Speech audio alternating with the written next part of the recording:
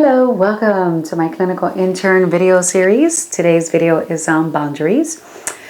There are many boundaries that need to be considered and assured in working with clients. Not only should you consider your clients, but your own role in that matter. Meaning boundaries are not only set for your client's sake, but yours as well. So setting certain boundaries are, as you know, are required, and others are encouraged for the sake of ethical and professional outcome. So it just helps. Boundaries can be concrete or figurative. So by concrete, it could be literal and physical. So for instance, boundaries in the sense of the physical space in the session, so a proximity, the touching or the hugging or anything like that. In the outside of the session could be avoiding dual relationships. By figurative boundaries, I mean more in a mental and emotional state. That is to assure your judgment does not come into the room, that your beliefs are kept in check, and that you do not get, let's say, overly emotionally invested, as all of these will cloud your professional work judgment, which is why the client is seeking your help. Don't get me wrong. You can have certain strong feelings, or rather reactions to your client's circumstances. You're human, so demonstrating empathy is valid. But for sometimes it just spirals, and lines may be crossed. So, just consider the therapeutic relationship and the outcome and your role and the value that role plays in that outcome. Now, another boundary is that of time. It's important to be mindful of the time that is utilized in the session, to appropriately and effectively end the sessions where the client feels respected and heard, despite you having to end the session, because they rather obviously continue. But as a clinician, you know the value and the need to set these time boundaries for all, the client's sake, those in the session and those waiting, and for yourself, as everyone's time is valuable. You should have time to decompress, to get yourself in a state of mind to work with another client.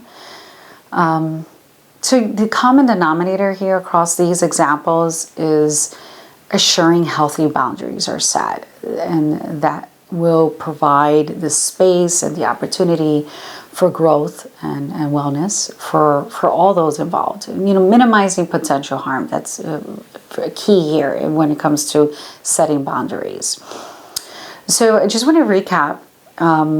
The first one is, again, more concrete, more of the physical aspect, and that's avoiding dual relationships, which is a common one, but also proximity. And we definitely need to consider culture and diversity. We want to be respectful of that. The second one that I mentioned was mental and emotional. That one is not common, and I thought it was very important to address here.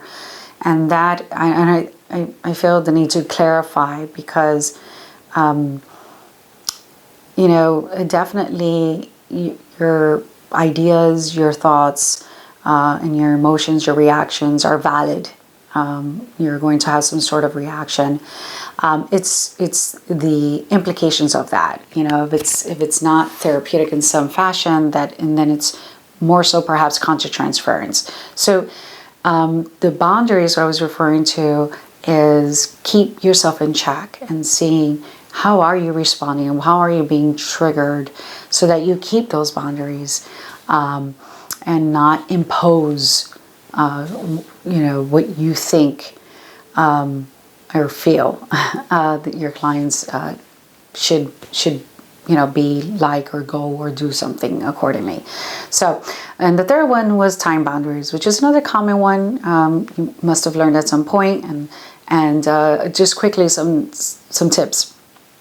So some clinicians, and definitely I think walking through these tips, I mean, what you will do with your clients in the first sessions is important, so it's not surprising, and also so they don't take it wrong. And that's, being honest and letting them know the value of time, and some things that they could be aware of, that, for instance, you make it up towards the end of the session, and that's the cue to be like, okay, we're done. Or your alarm may ring, or you may glance quickly at the clock, so they don't get offended and they don't think that you are you just want to kick them out, or you don't value the work that you're doing, but instead the communication is, hey, I value your time, and you have other clients, and you need to take care of your time to be able to be effective.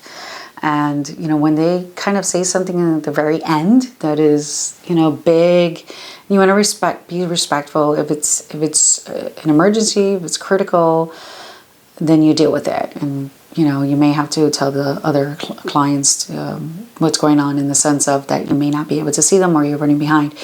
But in other cases, you could find a way to respectfully say,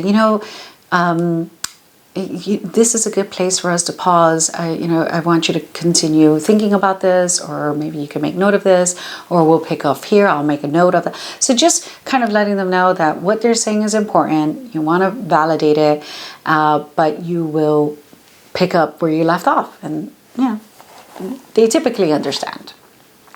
So that's it for today. I hope this was insightful in some way. Make sure to subscribe if you haven't by now, and so that you don't miss out on our future vlogs. With today's, I definitely will have one on concept transference, which is always an important one. All right, well, we'll see you soon.